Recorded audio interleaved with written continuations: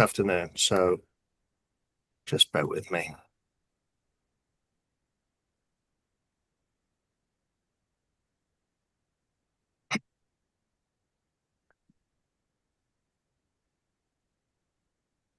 Virtual script. There we go.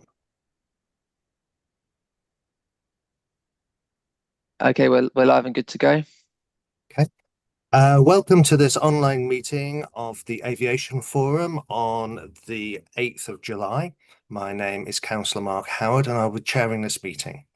The meeting is being held via Zoom and streamed live to the public on YouTube. I remind all attendees in the Zoom meeting that participation in the meeting indicates consent to the audio and video being streamed live and acknowledgement that after the meeting it will continue to be available in the public domain.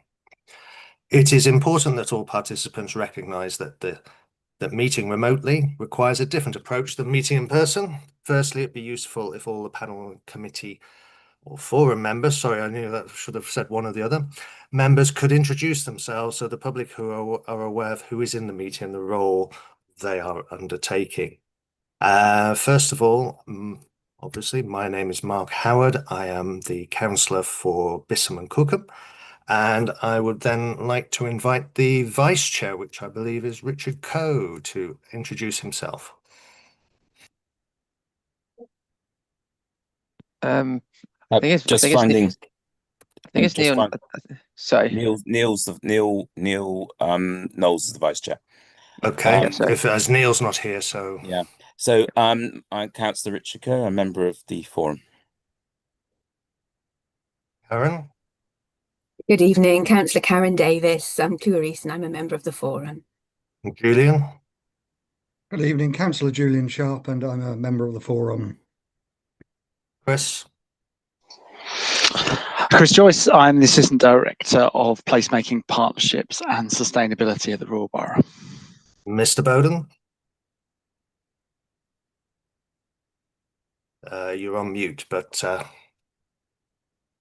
okay. Right, and Lawrence, would you like to introduce yourself as well? Yes, Chair. Lawrence Ellis, Democratic Services and Clerk to the Aviation Forum. Great. So to finish off, I request that meeting participants do not speak unless I specifically invite them to do so. You can indicate your desire to speak by raising your hand in Zoom. Once I've invited you to speak, or you do so, please state your name and capacity in which you're speaking, if appropriate. I will also ask officers to speak at appropriate times. If any individual attempts to disrupt the meeting, I am able to use my powers in the Constitution to adjourn the meeting or have the individual removed from the virtual meeting. I would also like to remind councillors that to improve our time effectiveness as a forum, I would ask you to please limit the repetition of points or questions that have already been raised by others. Where possible, please put forward new points or questions which you would like raised during a request to speak. We will now start on the agenda item. Lawrence, do we have any apologies for absence? No apologies received, Chair. Okay, although we do know that Councillor Knowles is not attending. Okay, all right. Just let me get to the right screen. The agenda, we have quite a busy agenda today. Due to time pressure, I'm going to ask the forum to approve that we bring forward item 6 to discuss before Easterly Alternation, due to one of the members of the panel having to leave early to another meeting. So unless anyone particularly objects to that, that's what I will do. Okay, so item 2, to receive any declarations of interest. Do we have any declarations of interest? No one coming forward with that. Minutes, to confirm the minutes of the previous meeting of the 16th of October 24. Any comments on the meeting minutes, or can I ask for someone to propose them, please, and then second them? Richard, can you propose if you're happy? Julian? I'm happy to propose. Yeah. And Julian, are you happy to second? Or Karen? Julian, yes, I'll is thumbs up. Yeah. Yep. Okay. Item 4, matters arising. Any matters arising that anyone would like to bring forward? Chair, just to bring to attention, I have attached onto the the list of actions from the last meeting. That's what it's referring to. Okay, just bear with me a second. I'm sorry, it's that my printer at home has decided to become very temperamental, so I'm flicking between screens quite quickly. Lawrence, could you actually, if you've got them in front of you, could you run through them for me, please? Because I'm having a challenge getting to that part of.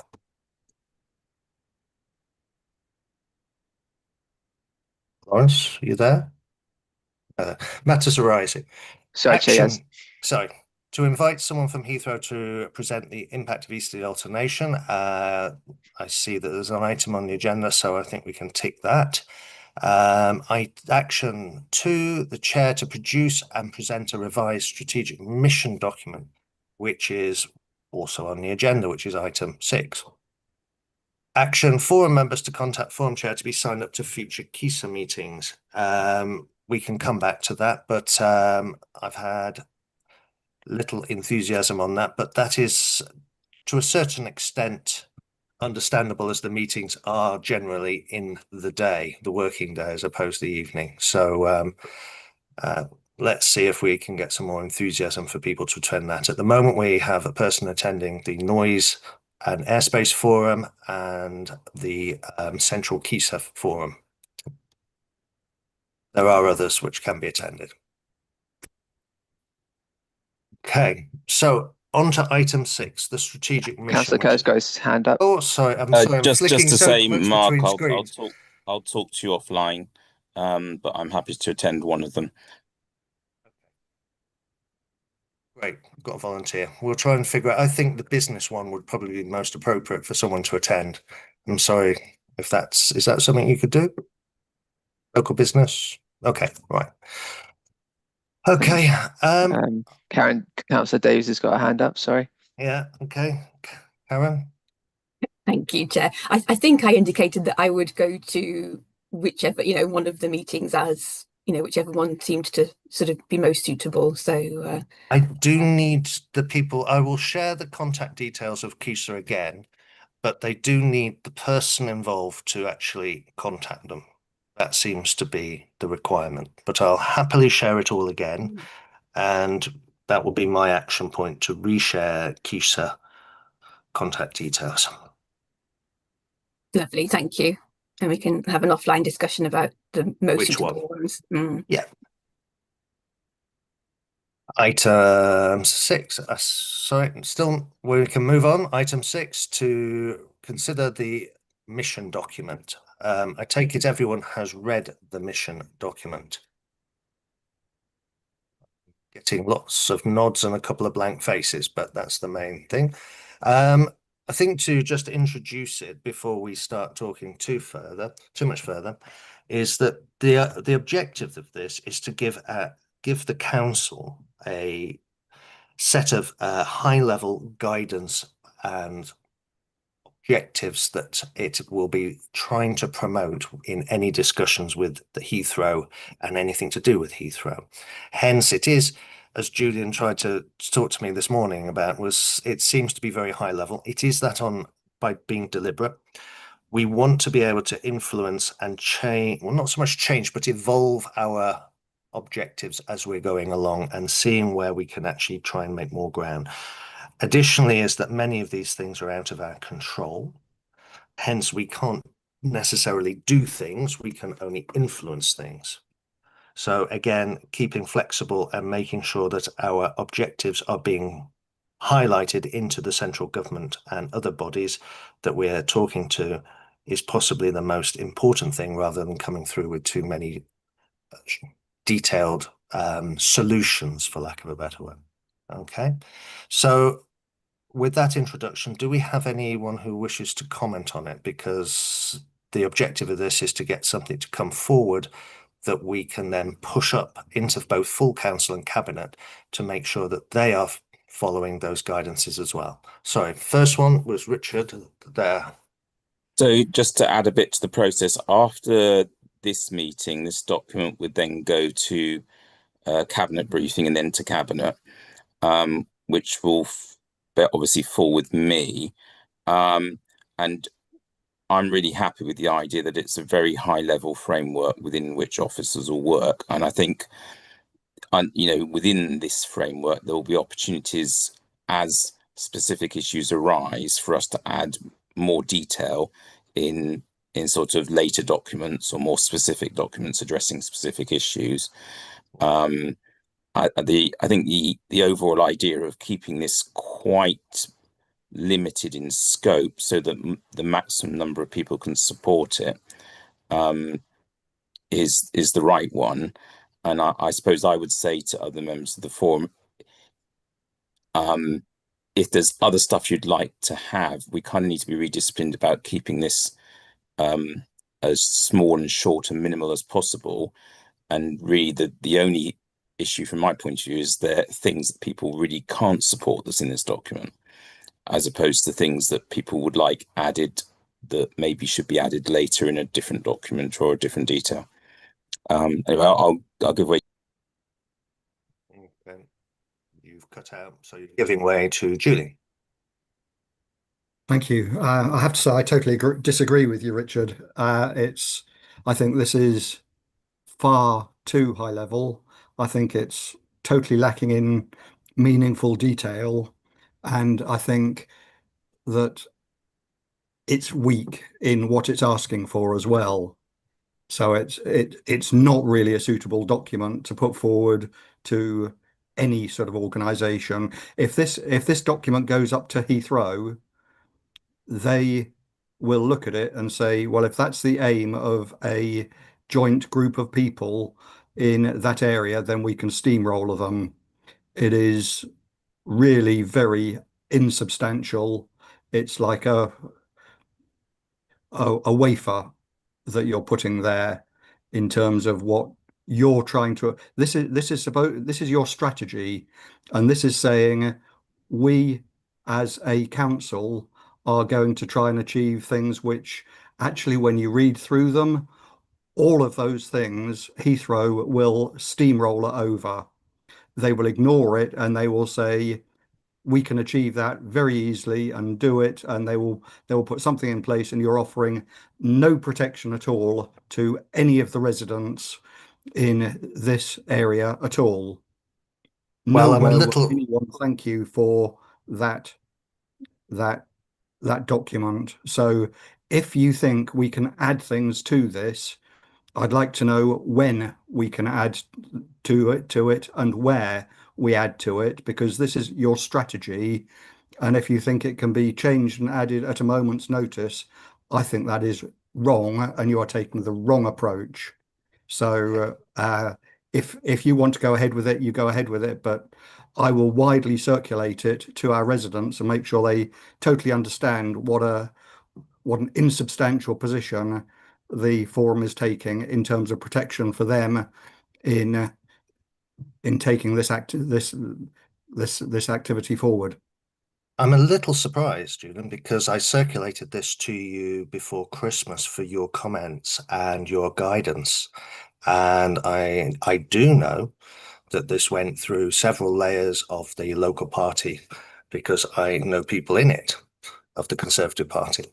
And the only comment that of any great substance that came back from that discussion was the point which I have put in there, which is the council objectives are to represent and support RBWM residents across all opinion groups. So I think is that I'm a little taken aback by your approach. However, as to the idea of circulating it widely, that is the objective. We have to have a reasonably simple message to put across. At this moment in time, there are hundreds, if not thousands, of pages of detail on Heathrow. The detail is a barrier for people to actually understand and get to grips with this subject.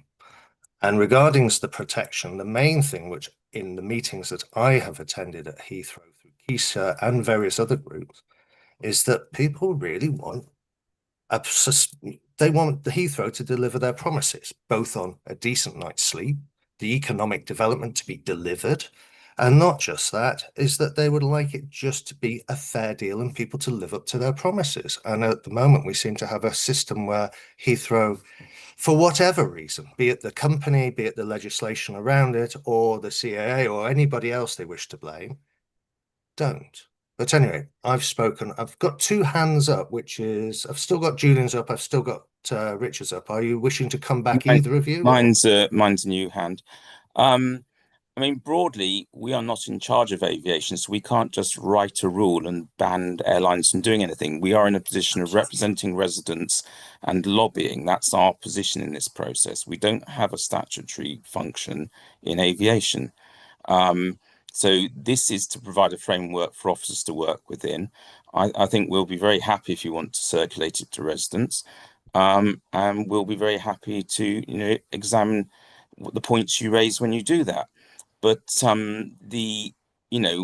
if you think this document is weak, maybe you have some suggestions about what you would put in it. But I suspect that you would put more detail in, but the detail would not actually add anything to the force of the document. But I mean, apart from just telling us this document is rubbish, maybe you tell us what your ideas were. Well, there is there is all of the things that you've got in your document are things which I think Heathrow will be able to say we either don't really care too much about, or I can't imagine that the CEO of, say, Ryanair or whoever flies out of Heathrow is going to be sitting around saying, "Oh, those poor people in Windsor who are going to have planes flying over their house at 11 o'clock at night or 4 o'clock in the morning. I really shouldn't be doing that, but that's what I have to do." And I don't think they're going to be paying too much attention to any of the other strategic aims that you've got. So I think what would you put in the yourself document? up to fail. Sorry, Richard, can we just go back a moment? I would just like to. Sorry, Chair. There was a question there, Julian, which you haven't really answered, and I don't want to sort of put you too much on the spot, but you've said that the document is, in Richard's words, rubbish.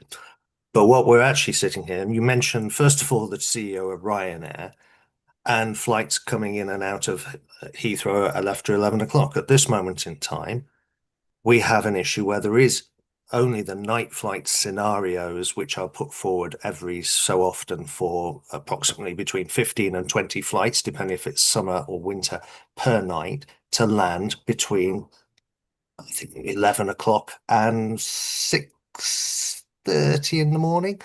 So there is 20 night flights in and out of Heathrow a night. And from what I'm hearing from residents and from people, those 20 create far more personal upset, health problems, disturbance than, shall we say, 20 at midday. So my main pressure on this, and I think is, and if Heathrow deliver it, great, because there's no point in surrounding a flag and dying by it. We actually want the airport to deliver things to our residents, not to say we fought the 100% perfect fight and we died, but didn't deliver anything. We want no night flights. It's as simple as that. But anyway, over to you. You did, Richard did ask you a question of what would you put in this document that's not there today? So I would substantially beef up a section on improved transport and logistics into the airport so that all residents can get to the airport, whether it's for work or for other reasons, catching planes, etc., so that is very clearly articulated. There's nothing in here that really says we must have good transport links into Heathrow. The greening of Heathrow is something that it mentions it, but it doesn't say that we must have good transport links into Heathrow. It says to work towards the greening of the route to and from Heathrow for passengers and employees to secure maximum benefits of transport improvements to our and other neighbouring communities in the airport. There is Yeah, well known that these are well outside our control, the building of new railways and other major infrastructure. Sorry, is right. that we're not going to Sorry, build a railway. the greening of a transport isn't anything to do with actually improving transport links. That's to do with ensuring it's carbon neutral or whatever. So greening actually will come anyway. And if you say that's your aim is just to green the transport, that doesn't do anything in terms of improved transport. They're two totally separate things. So I okay, take to a certain point okay, so your point on it a what little. happens, for example, if they decide that there is, as we were talking about today, new transport links that we don't have at the moment that are going to cut right across the borough for some reason and puts one part of the borough in an accessible position and one part of the borough outside that for some reason. And carry on. I don't know, but I'm just giving you an example. So that It seems whether to be that's an true, example that you've thought about. So can you please expand on it? well, if for example they were bringing a railway line up from say Southampton or something that cut right across the borough and left the south of the borough in a situation where they had to get over mm, some sort of barriers because of that for some reason. So That will put you're worried about large railway lines being built. I think at this moment in time there are only two railway projects on discussion, which is South Rail, which is effectively linking the Guildford Southampton line, which I believe into Heathrow from the south and using from Spelthorne. And there's also the Western infrastructure, which is to allow trains arriving from the west to go into Heathrow rather than you having to change. Those are the so only what two things which have been put forward. so No what major what out. so if we have to take the third runway as a given, it'll come through. The government will steamroller it through come what may. So your best negotiating position is to have a strong position with Heathrow on wanting to get the best out of the third runway for our residents. I think And at the is that moment, we're at odds and here a what you're little bit. saying, what you're saying with this at the moment is the most important thing is that our residents get a good night's sleep. And And as long you're as they can saying get a it's good night's not. sleep, you're happy. And you're saying it's not. I think there are other things like good transport links into Heathrow, and I think to express it as greening the transport infrastructure just doesn't do it.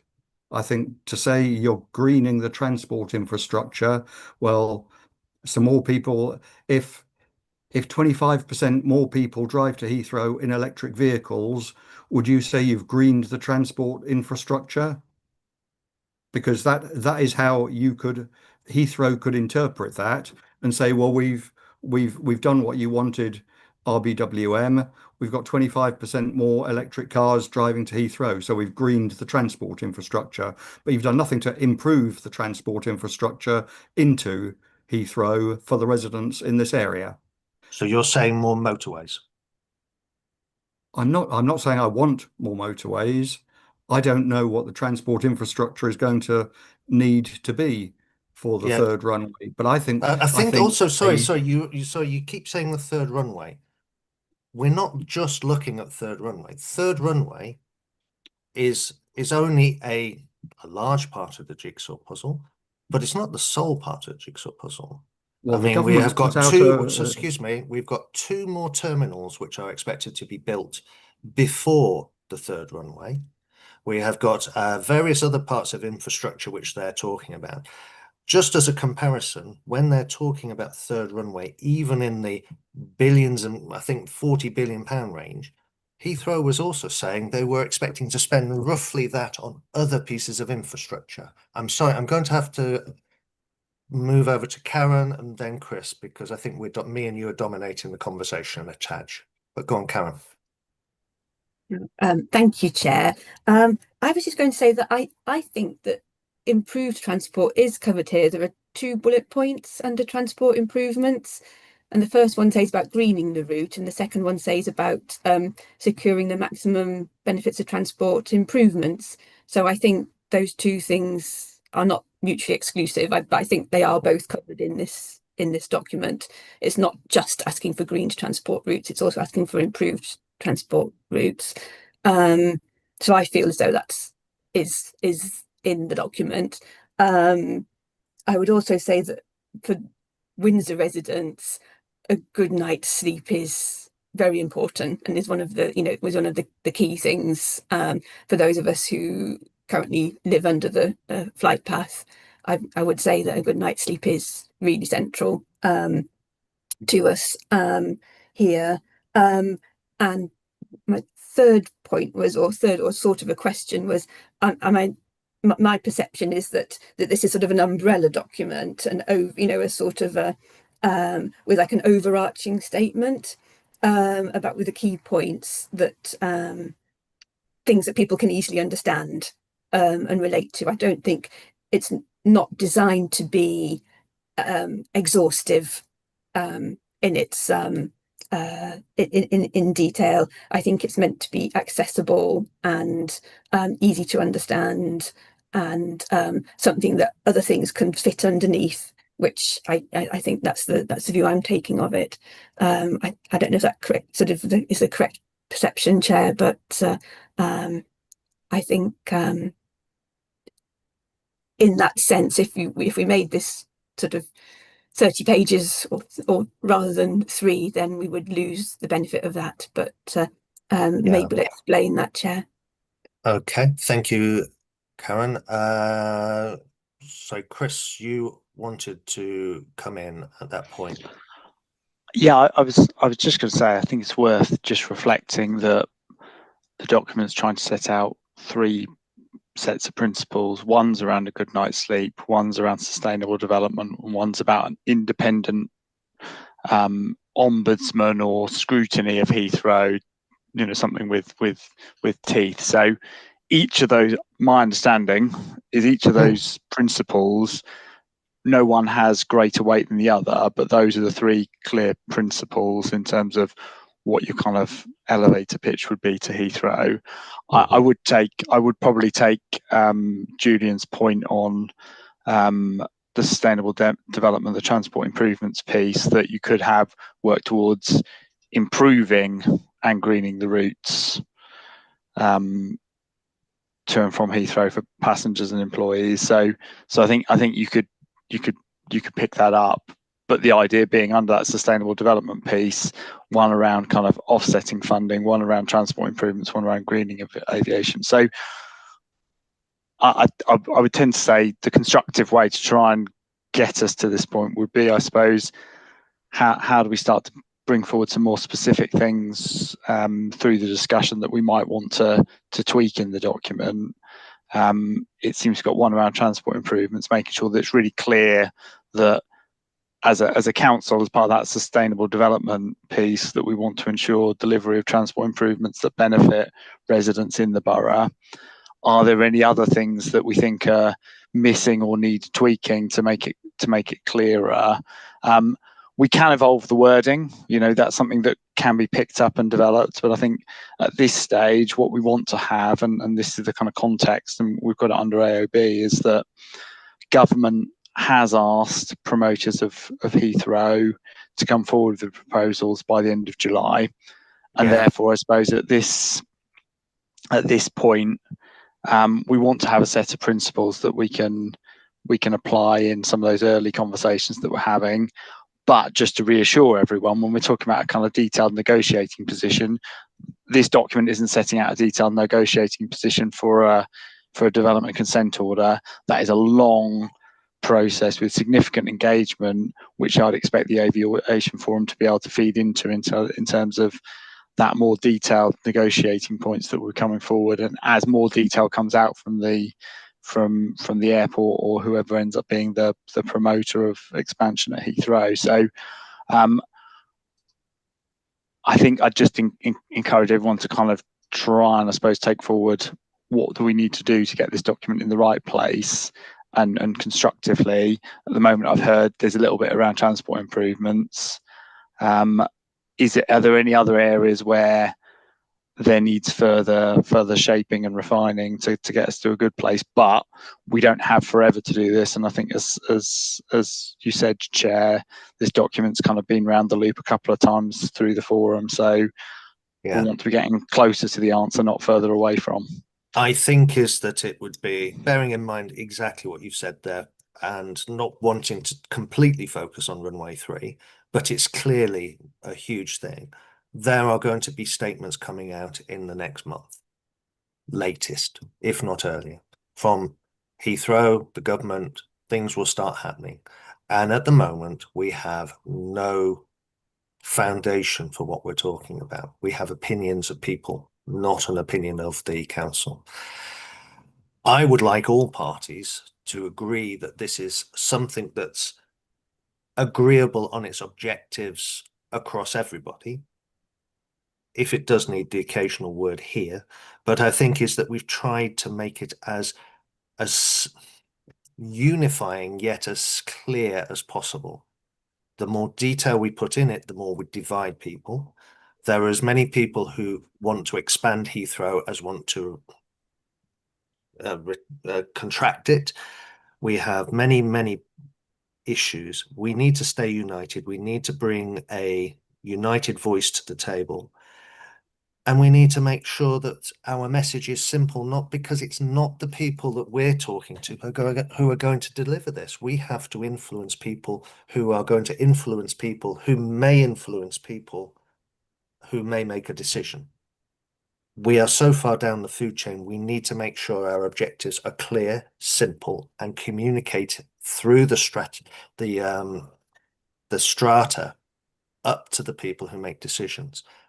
Regarding your point about night sleep, we know that this is something that is very important to people. We also know it's something that, as you said, the CEO of Heathrow is also aware is very important. We need that to be on the negotiating table very clearly at the top, not buried in a lot of detail regarding other issues. It needs to be there.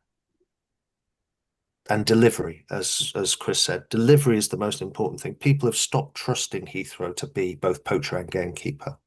So we need independent delivery of the criteria that they're going to live by, the time of flight, the height of flights, the turns of flights, all those criteria. At the moment, no one really believes Heathrow's policing it effectively. And the economic delivery, promise after promise after promise. It's actually kind of embarrassing, I think, if you were working for Heathrow to listen to people tell you about the amount of times that promises have been made and they've not been pulled through. So again, we need those promises to be welded to anything that happens. But anyway, I don't particularly want to push this into the future. I think we have to make a decision tonight. Either we're for it or against it or in the middle, because the world is ticking around us, and if we go without nothing, we go without nothing, and we're totally unsupporting anybody, let alone one side or the other. So I'm going to ask everyone else if they've got another comment before we will put it to a vote. And I'll ask Mr. Bowden last of all he can have the last word for a few minutes after we've been around everyone else. So on my screen, I've got Julian first, then Richard, then Karen, then Chris, and then John Bowden. Would you like to say anything else? Yeah, thanks, Chair. I think what we should do is beef up the section on benefits to residents and ensure we get maximum benefits to the residents, for the residents, as part of the development, so that it's very clear. I'd like to understand what discussions you've had with other local authorities to ensure that this is a document which they're happy with, and if they are, then that will be useful to understand from your point of view, because I think to present to them, I still think this is a fairly low bar for for us to present to Heathrow. I think it lacks ambition, but if that's what you want to put forward, that's what you put forward. But I think this document should have more in it about ensuring that our residents get a benefit from the airport, whatever that development is, and whenever those developments are. And so whether it's new terminals or new runways or whatever, we all know it's going to expand. But yeah, essentially the position of the borough has been for many, many years, we want a better Heathrow, not a bigger Heathrow. Well, now it's clear that we're going to get a bigger Heathrow, but let's make sure it's better. But let's make sure it's better for us and not just for them. So we need to see the benefits of that, whether it's in transport or whether it's in opportunities, jobs, all of those sort of things. And it is a bit of a Marmite issue, but we need to make sure that we are getting benefits for our residents. And if other local authorities don't want to do that, that's what they should be doing, because that's the most important thing from all their points of view, and we might have a discussion about what those benefits should be in each case, and they may fall in different places. But at the end of the day, that's what we should be looking for from a development of this scale as it moves forward. And if we don't put that very clearly in front of them, we're missing a trick. Okay, Richard. So in the meetings, which are very tentative between the local authorities, and they relate to the third runway proposal rather than the airport in general, I think there's a general consensus about the getting more money out of Heathrow for local communities and more environmental gain. So I think in that sense, I think all the authorities are on one page, whereas they might not all be on one page about the third runway itself. In terms of noise being the top priority for this document, I think that's not really a matter of contention between the Conservatives and other parties. I've just been looking at what Jack Rankin's had to say on the third runway, and he's very clear that noise is his top priority and that he wants to control noise and get people a good night's sleep, which is, I think, where all parties, or at least all elected representatives representing Windsor Town are. So I think we are here. I think there's only one thing, Chris, in bullet point 2 on transport, whether we have the current wording or whether we just have to secure maximum transport improvements and kind of remove benefits of, it kind of makes it shorter. I feel it makes it stronger, but other people may not. Hey, Karen. Yeah, I would be agreeable to amending that bullet point to perhaps make it a bit sharper. Otherwise, I think we've got something here that, well, as I said before, I really don't want to repeat myself. I think we've got something here that we can work with as a basis for going forward. I'd just like to jump in slightly on that. Don't mind the refining of the bullet point under transport improvements, bullet point 1, greening of the route, but I would to including greening and maximum improvements, because sometimes be careful what we wish for, because maximum improvements could mean, for instance, extra lanes on the M25, the motorwaying of previous other roads. So I think is that it might be something we might want to refine the wording so that we are sure we're putting the right message out rather than maximum transport improvements. So maybe if we say them towards the max greening of the route to Heathrow, and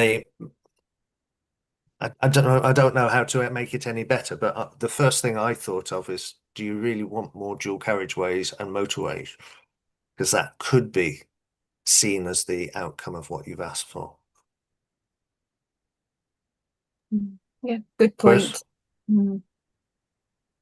Okay, so I was going to say, Mark, around that, you could talk about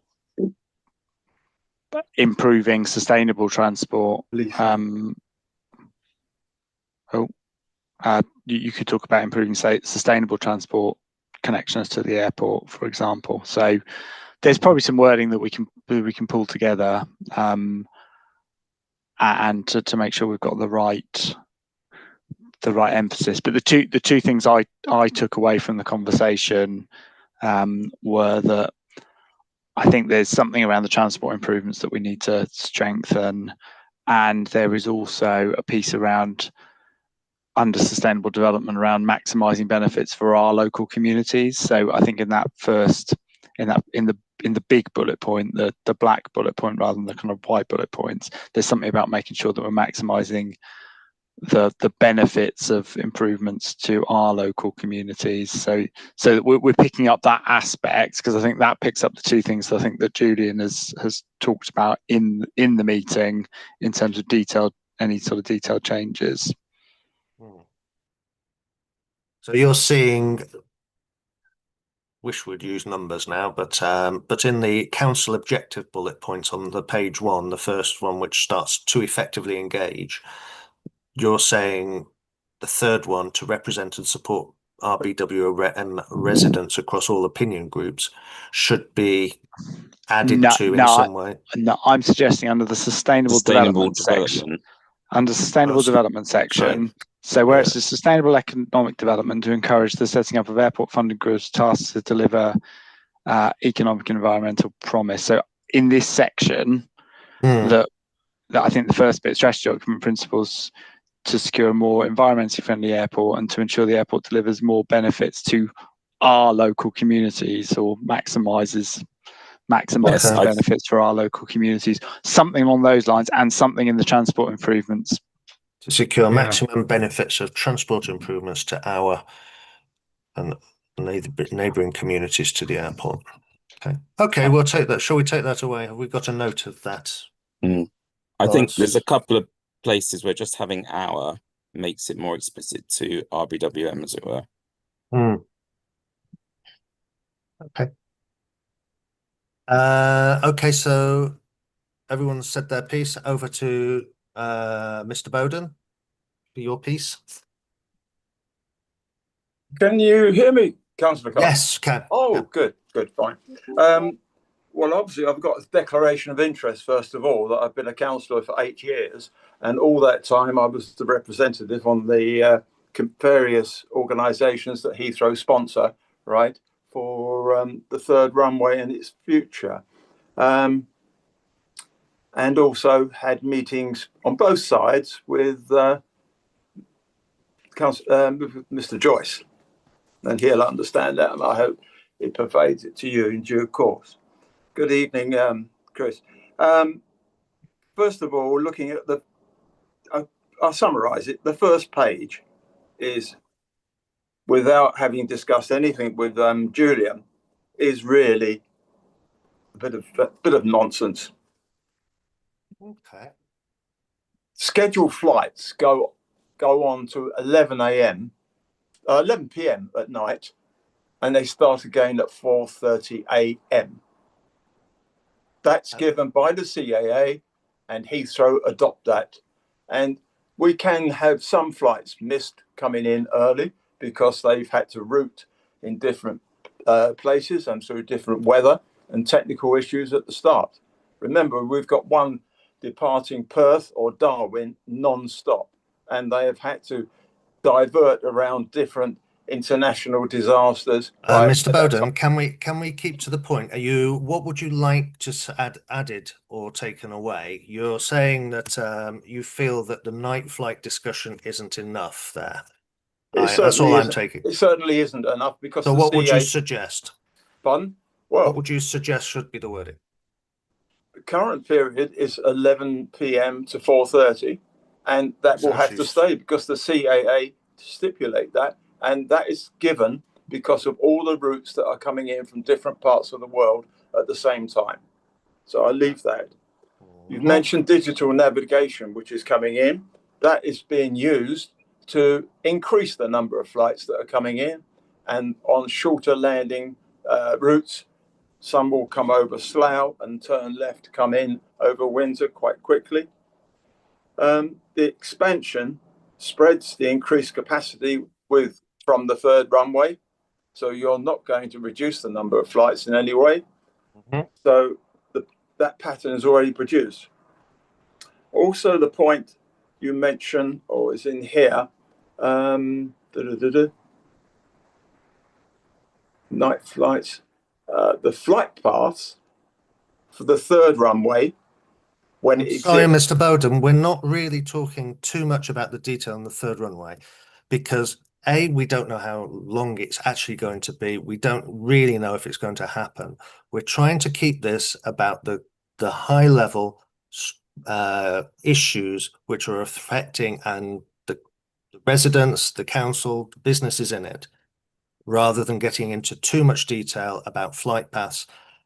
I think our point on the idea that we want people to live up to the flight path guidelines which are installed, and then we can argue about whether or not they're enough, as the second part of the argument, I think is covered quite a lot in this. But please, can we, if you've got more detailed suggestions, I'd be very happy to try and include No, I will them. concur with Councillor Julian Sharp. It's rubbish. Thank you very much. You've managed to mute me as much as you can without listening to my experience. I'm sorry, sir, if that's how you feel. Thank you. Because I was called an aviation enthusiast by one of your councillors in the past. Fine. Thank you. Councillor Coe. Fine. Excuse me, sir. Thank you for your comment. We finished. So we're now on the point here that we either agree to put this forward with the couple of amendments which we've noted about transport and benefits for residents being included in this, and we put that forward to being discussed by Cabinet. Is that where we're at the moment? That's where I feel we're at. Mm. Okay.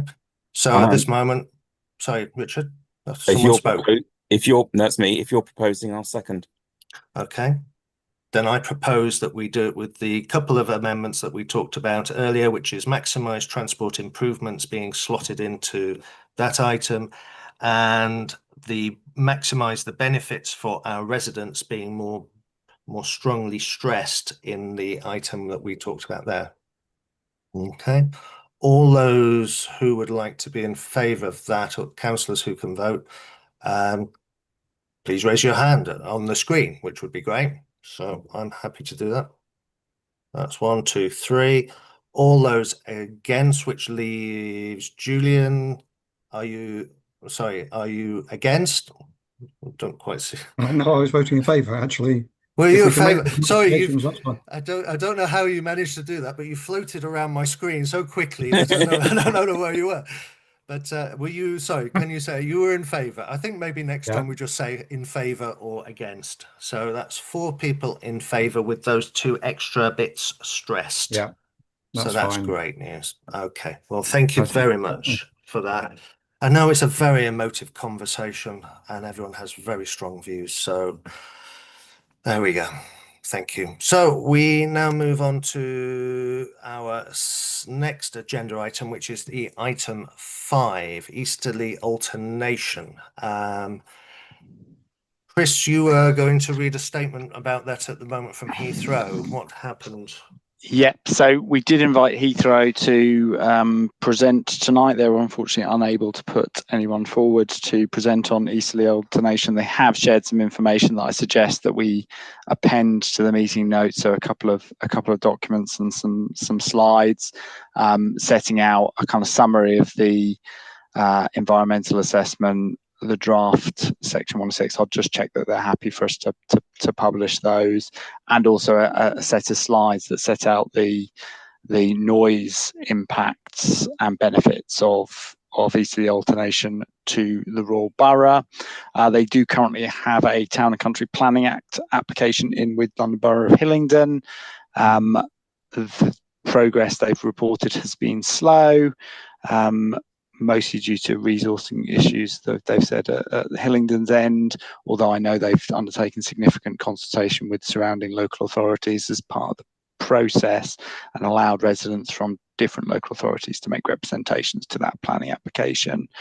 So there's been kind of technical engagement on noise and air quality, and they started to look at potential committee dates for a decision in August or September. So that's the point at which potentially London Borough of Hillingdon will determine the application.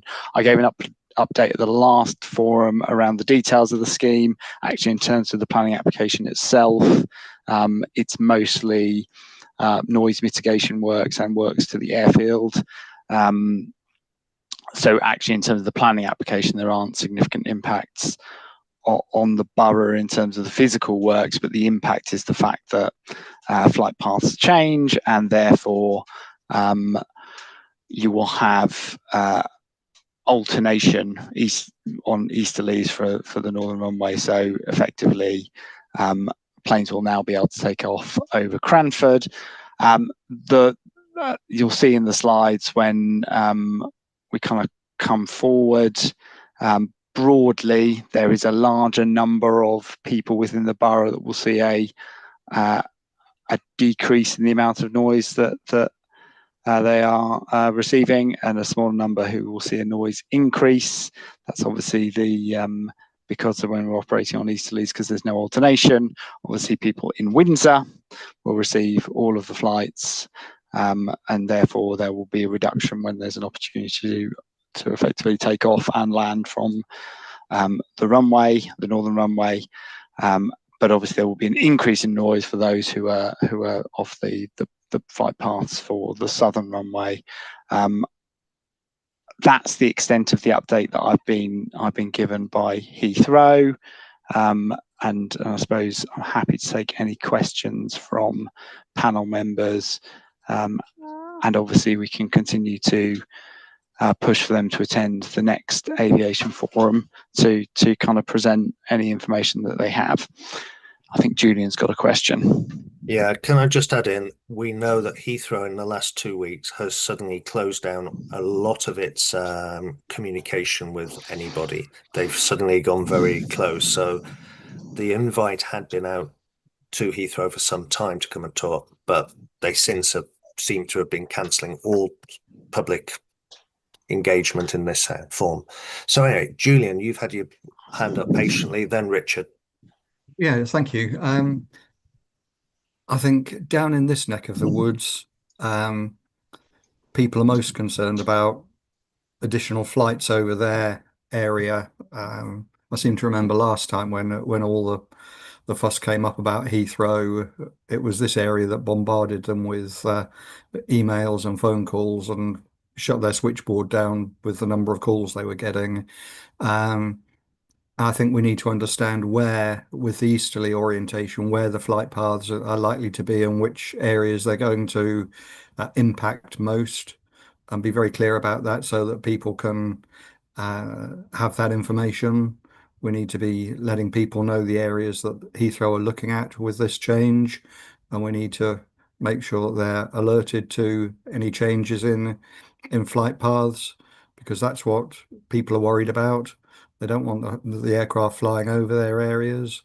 So we just need to make sure we've got very clear detail of that. The last round of information that came out didn't seem to have very clear maps on it in terms of where the flights were actually going.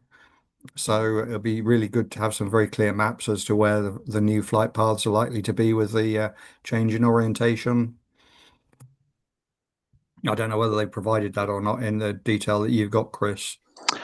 At the moment, the information they provide is the EIA. What will happen is after the physical works have got approval, they'll then need to go through the flight path approvals with the CAA as well. So there'll be two phases effectively to the decision making.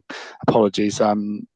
I had a slight malfunction on my laptop and therefore was kicked out of the meeting very quickly. But I do remember there were significant challenges around the Ascot area at the time when they were doing the airspace trials, and they very quickly discovered that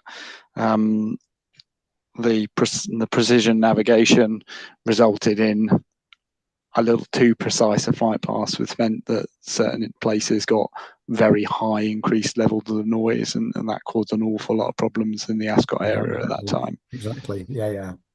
And that's what we need to avoid this time. I think also the issue about airspace modernisation is lurking in the background as well. Yeah. That obviously with the precise navigation and various other issues will bring forward, well, basically I would say a large amount of the route in and out of Heathrow will be up for renegotiation because the whole process is being changed. Richard. Yeah, people in the area are going to get very irate about things very quickly, and will be more than happy to bombard the airport with let them know what they think.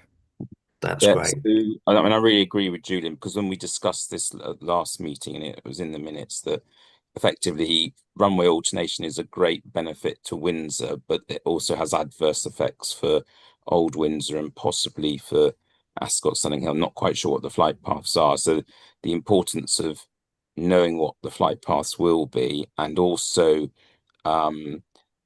not so much to take a position as the borough, because we'd be playing one group of our residents against another, but to inform residents so that they can make their own representations, and more local levels of representative, ward councillors and parish councils can make representations.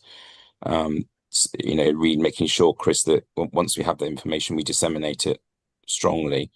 And then the second question, which is a question for you, Chris, is so my nightmare scenario is that the planning application gets pulled and gets put into a DCO for a third runway, and we go around the circle we've just done. So I'm hoping you can reassure us that the planning is definitely going to go ahead through the conventional route.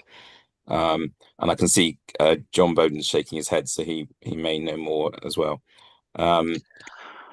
So I think that is a significant risk. I think right at the time when they thought third runway was off the table and had started to progress this work, there is a significant risk that if you're an investor at Heathrow, are you going to invest money to build a big wall by Longford if there's uncertainty about whether you're going to build a third runway, and therefore that money would no longer be required. So I think quite frankly, there is a really significant risk, and that's probably something in the short term we need to be picking up with Heathrow. But it's also a risk that the 2 runway airspace change gets delayed again, because we're back in the loop of discussions about third runway, and the same with the transport improvements.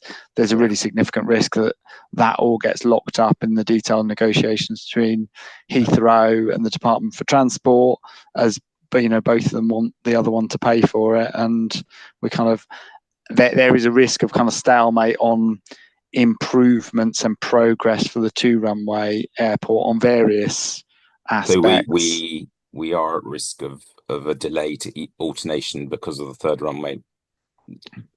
I think it is a genuine risk, yes, because with uncertainty, why would you progress it forward? Take it forward and invest money in something that you might not need to do. I think you can get into a huge pile of conspiracy theories, because arguing slightly differently to Chris's point, if you are unsure about the runway, and even if you say runway 3 is going to happen, you don't necessarily just want all that extra capacity to turn up in one lump in 2035. You also probably want to step up incrementally, and hence being able to use the existing runways more intensely is a very great worry to us, because the present cap on flights in and out of Heathrow is no longer operationally a necessity. It is a political choice to set it at a certain number. So how that happens, I don't know. I think is that all of these things, it's like watching dominoes. You've got a circle of dominoes falling, and it's trying to figure out which one's the most important to fall. And hence, I think the runway 3 decision will mean a lot more a certain pattern will follow than if runway 3 is rejected. Chris, go on. Are you still flagging? Yeah, so just to say, the current 480,000 movement cap was part of the Terminal 5 permission. So that kind of sits as a planning condition. So until they seek another kind of planning permission that changes that, they won't be able to increase the number of flights. I beg to sort of ask a question on that, because I would be thinking that if this goes through via legislation trumps any planning law. If Parliament says it wants to have all planes painted red, they will have to be painted red. And I have a suspicion that that will be something where they adapt that with whatever they do with runway 3. So it's likely to go through a development consent order process is my understanding, and therefore yes, that would trump it, but they've got to go through that process before they can start to increase flights, and that's effectively a planning process, but it is determined by an examining authority rather than the local authority. So it's effectively it's a form of kind of planning inquiry in effect, obviously for nationally significant infrastructure projects. Do you foresee that the present government is going to be relaxed enough to do that, or do you think they will try and force the pace using any option they can do? So the government has been pushing through reforms to the NSIP regime, as they call it, the nationally significant infrastructure projects, and changes to the way in which that you approach DCO, with the intent of being able to accelerate the time from start to finish, and that's kind of the intent of that legislation. So yes, they can push it through quickly, but it's still even the fast process is still, multiple months and years. So we're talking about a full scale process before, but yes, it won't be. There is certainly a risk, I would suggest, that of Heathrow seeking an we will never know what he was about number to of say. flights off the 2 runway. Sorry, you still got me? You froze in the middle, just on the key word. So as part of the last development consent order process, they were looking at something called early growth, which was effectively a managed regime of increasing the flights off the existing 2 runways ahead of the construction of the 3rd runway. So we know that they've had previous attempts to do that through the process, but that would still all be signed off through the DCO process. Any other questions at this moment on easterly alternation and the expanded subject we've talked about? No? Okay. Right. Thank you, Chris, for that. Item 7, to receive updates in regard to the key developments for the following forums. KISA subgroups, we haven't had any attendees at local community, the passenger, which we're not statutory on. Sustainable Economic Growth Task Force, really think we should be having someone there. Noise and Airspace Community Forum, I attend. At the moment, the discussion is really about airspace modernisation, noise. We had a really good meeting recently where various experts came in to tell us that I would consider is pretty obvious that a lot of noise is bad for you. Chris, you have something to chip in as well? I was just going to say I attend the Heathrow Sustainable Economic Growth Task Force. That at the last meeting, they presented a slightly revised approach to the task force, looking to set up what they're describing as kind of smaller task and finish groups across I think it's 4 themes that the task force is looking at. I'm quite happy to give a more detailed update at a future meeting once that process kicks off. But in effect, rather than having one large meeting where everyone talks about all of the themes, they're looking at a kind of more streamlined process of task and finish groups. There is a bit of challenge because there is overlap between the Sustainable Economic Growth Task Force and some of the other groups. So, for example, there is a transport theme of the Sustainable Economic Growth Task Force, but obviously also have a Heathrow Area Transport Forum as well. So there is a bit of overlap, but broadly that task force is looking at procurement, so how they kind of attract more SMEs and make kind of procurement more accessible for there's the kind of employment and skills piece. There is a piece around kind of environmental impact and kind of greenhouse gas emissions and insetting, which is similar to the kind of sustainable development function that we've talked about in our kind of strategic mission document, and also one around transport. So each of those is going to have its own task and finish group that will bring together kind of some actions and activities for kind of partners to collaborate on to try and drive forward sustainable economic growth in local communities. Great, thank you. The Noise and Airspace Community Forum, Heathrow, we had a recent annual meeting of the KISA group, which is basically takes the format of an interview with Thomas Waldby, who is the CEO of Heathrow, in fielding questions from both the chair of KISA and the audience.